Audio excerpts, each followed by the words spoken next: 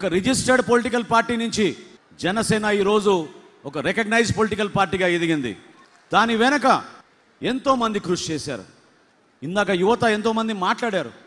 నిన్న మొన్న జరిగిన సేనానితో జరిగిన ఆ కార్యక్రమంలో ప్రతి ఒక్క సామాన్యుడు, కార్యకర్త, వీరమహిళ ఏ విధంగా వాళ్ళు కష్టపడి పార్టీ కోసం నిలబడ్డారో, ఏ విధంగా పవన్ కళ్యాణ్ గారు వాళ్ళని గుర్తించారో గర్వంగా చెప్పుకోగలిగారు. ఈరోజు ఇందాక మహిళ అక్కడ గ్లాస్ సింబల్ పట్టుకుని ఆమె చూపిస్తూ ఉంటే మనకి ఈ రికగ్నిషన్ ద్వారా ఈరోజు జాతీయ స్థాయిలో మన రికగ్నైజ్ పొలిటికల్ పార్టీగా ఎదిగితే మనకి ఆ గ్లాస్ సింబల్ పర్మనెంట్గా జనసేన పార్టీ అభ్యర్థులకు ఎక్కడ పోటీ చేసినా మనం సాధించుకోగలిగాం. దాని వెనక ఏమాత్రం స్వార్థం లేకుండా సుదీర్ఘమైన ప్రస్థానం చేసిన మన నాయకుడిది. ఆ స్ఫూర్తి మీరందరూ కూడా నిలుపుకోవాలి. కార్యక్రమం ప్రారంభంలో వీర మహిళ గోవిందమ్మ గారిని ఎందుకు మనం గుర్తించాం, ఎందుకు ఆ గౌరవం ఇచ్చాం?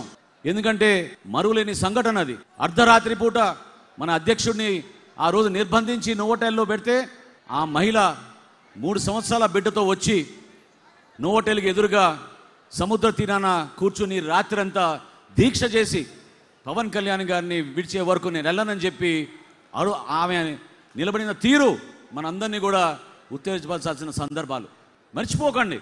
ఎందుకంటే ఈ రోజున కొంతమంది ఆవేశంతో, కొంతమంది అనుభవం లేక పార్టీ గురించి, ఆయన పడిన కష్టాల గురించి మర్చిపోయి క్షేత్రస్థాయిలో జరుగుతున్న కొన్ని వాస్తవ పరిస్థితులను ఆధారం చేసుకుని మమ్మల్ని ఎవరు పట్టించుకోవడం లేదనుకుంటున్నారు.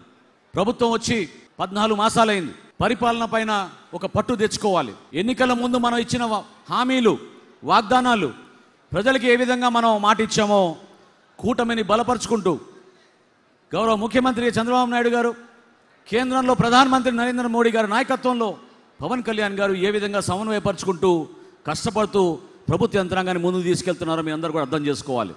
ఏ కార్యక్రమం చేసినా సామాన్యుడి కోసం ఆలోచిస్తారు. ఏ పథకం తీసుకొచ్చినా మీ అందరికీ ఉపయోగపడే విధంగా ఆలోచిస్తారు. ఎవరికి ఇక్కడ స్వార్థాలు లేవు.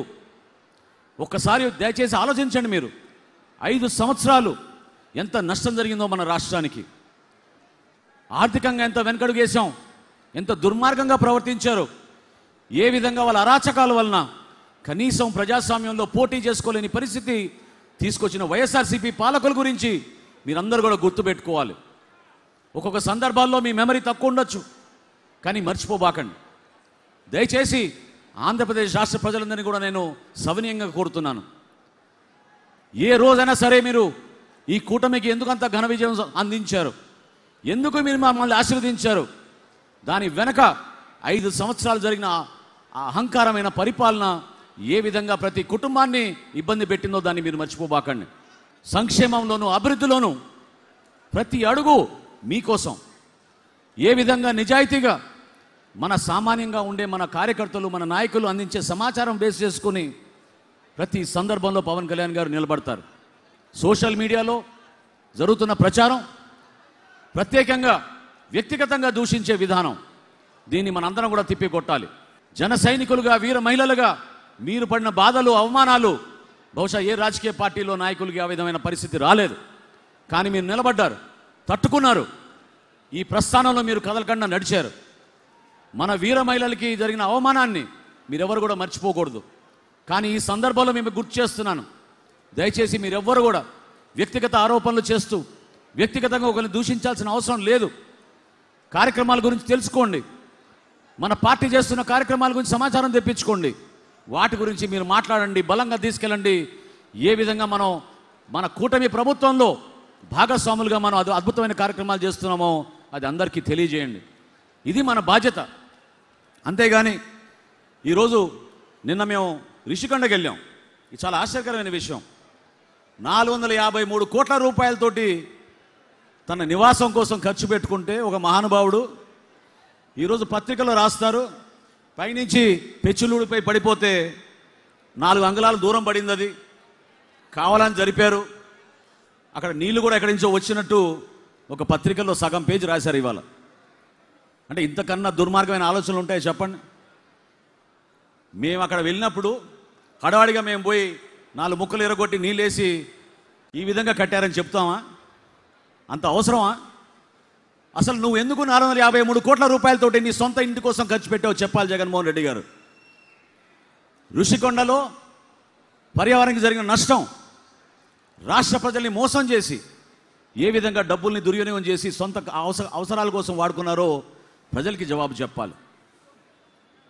ఇటువంటి దుష్ప్రచారాలు కావాలని కొంతమంది మీడియాలో చేస్తున్న ప్రచారాన్ని తిప్పకొట్టగలిగే శక్తి కేవలం మనకే ఉంది.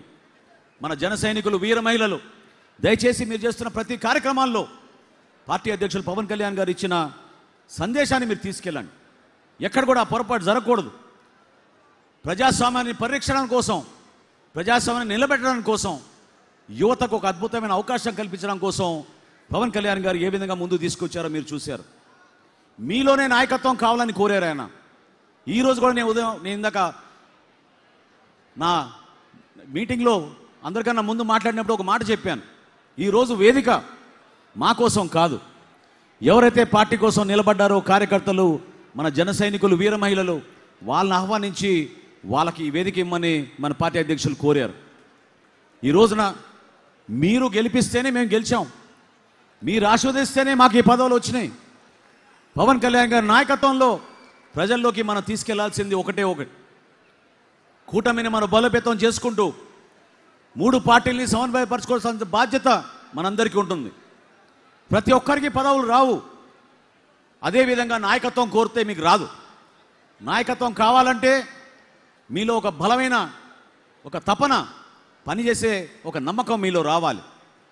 ఆలోచించండి. మీరు ఒక డిసిప్లిన్ ఉండాలి, ఒక కమిట్మెంట్ ఉండాలి, మీలో కష్టపడే మనస్తత్వం ఉండాలి. అప్పుడు ఆ నాయకత్వం వస్తుంది. మనం చేసే ప్రతి కార్యక్రమం, ఈరోజు తెలుగు రాష్ట్రాల్లో 12,34,000 సభ్యత్వం మనం చేయగలిగామంటే అది కేవలం మీరందరూ చేసిన కృషి. నిజాయితీగా కష్టపడ్డారు పార్టీ పిలుపు మేరకు. మర్చిపోలేము ఆ సంఘటనలు. పార్టీ నుంచి మేము చేయాల్సిన కార్యక్రమాలు ఎప్పుడు కూడా మీకోసం అంకిత భావంతో చేసుకుని ముందుకెళ్తాం.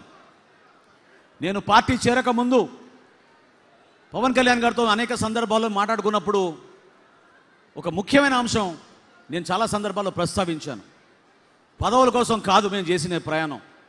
నేను అప్పటికే శాసనసభాపతిగా ఉన్నాను. పవన్ కళ్యాణ్ గారు ఎప్పటి నుంచో సమాజానికి అంకితం అయిపోయారు. దేనికోసం ఈ ప్రస్థానం అని అనుకున్నాం ఆ రోజున. ఈ ప్రస్థానం మీకోసం, మీకు ఒక చక్కటి వేదిక జనసేన ద్వారా కల్పించడానికి కోసం, ఈ పార్టీ ద్వారా భారతదేశంలో, రాష్ట్రంలో ఒక మార్పు తీసుకొచ్చి ప్రజాస్వామ్యాన్ని నిలబెట్టి ప్రతి ఒక్కరికి మేలు చేయడానికి కోసం, ఒక తపనతో పనిచేయడానికి కోసం ఈ కార్యక్రమం. అంతేగాని స్వార్థ రాజకీయాల కోసమో స్వలాభం కోసం కాదు ఈ ప్రయాణం. మీరందరూ కూడా ఒక అంకిత భావంతో, ఎన్నికలు అయిపోయినాయి, 14 మాసాలు పూర్తయిన ప్రభుత్వం వచ్చిన తర్వాత మన బాధ్యత ఏంటనేది మీరు ఆలోచించాలి. నిలబడండి, ఒకే ఒక మాట మీద నిలబడండి. మన పార్టీ అధ్యక్షులు పవన్ కళ్యాణ్ గారు మనకి ఏం చెప్తారో అది చేద్దాం. దానికి అంకిత భావంతో పనిచేద్దాం, ప్రజల్లోకి తీసుకెళ్దాం. ఇది మన బాధ్యత. ఎన్నికలు వచ్చినాయా రాలేదా, ఎవరికి ఎన్ని సీట్లు వస్తాయి దాని గురించి కాదు. నిలబడాల్సింది మన పార్టీని మనం బలోపేతం చేసుకోవాలి, సంస్థాగతంగా ముందుకు తీసుకెళ్ళాలి. ఆ ప్రస్థానంలో మనం భారతీయ జనతా పార్టీ నాయకుల్ని గౌరవించాలి, తెలుగుదేశం పార్టీ నాయకుల్ని గౌరవించుకోవాలి. క్షేత్రస్థాయిలో జరుగుతున్న ప్రతి ప్రభుత్వ కార్యక్రమంలో జన సైనికులు, వీర మహిళలు పాల్గొనాలి. ఇది మన ప్రభుత్వంగా మీరు భావించుకొని ముందుకెళ్లాలని చెప్పి మిమ్మల్ని అందరినీ కూడా కోరుకుంటూ, ఇంత అద్భుతమైన అవకాశం 3 రోజుల నుంచి విశాఖపట్నంలో ఎంతోమందిని కలవగలిగాం. దూర ప్రాంతాల నుంచి కష్టపడి తిరిగి వచ్చారు.